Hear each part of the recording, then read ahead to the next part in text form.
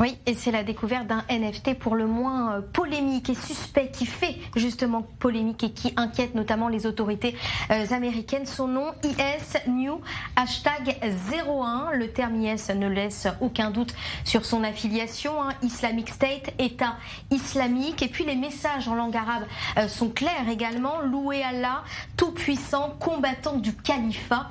Ce NFT a été découvert par Raphaël Gluck. C'est le cofondateur de la société de recherche américaine Jihadoscope, alors via des comptes des médias sociaux en faveur de l'État islamique. Et ce NFT a été publié sur OpenSea, c'est la principale plateforme de vente de NFT, et rapidement la société l'a supprimé, évoquant une incitation à la haine et à la violence. Oui, le créateur du NFT n'en est pas à son premier coup d'essai. Non, puisque le ou la personne a déjà créé 2 NFT le 26 août. On y voit sur l'une des images un combattant de l'État islamique qui enseigne à ses élèves comment réaliser une bombe, et puis l'autre comporte un message qui condamne l'utilisation et l'usage de la cigarette. Là aussi, tous ces messages ont été supprimés des différentes plateformes. Alors, est-ce qu'on sait pourquoi les organisations terroristes se tournent vers ces NFT ?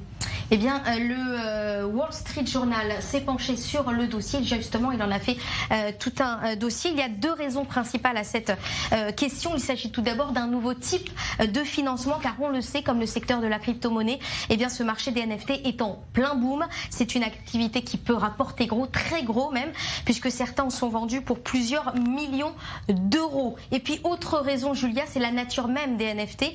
Chaque NFT est associé à un jeton appelé token. L'œuvre est alors authentifiée, stockée sur une blockchain. C'est une base de données de transactions qui permet de ne pas avoir recours à une autorité centrale. À partir de là, donc, personne ne peut la retirer, et forcément, cette immuabilité est tentante pour des organisations terroristes.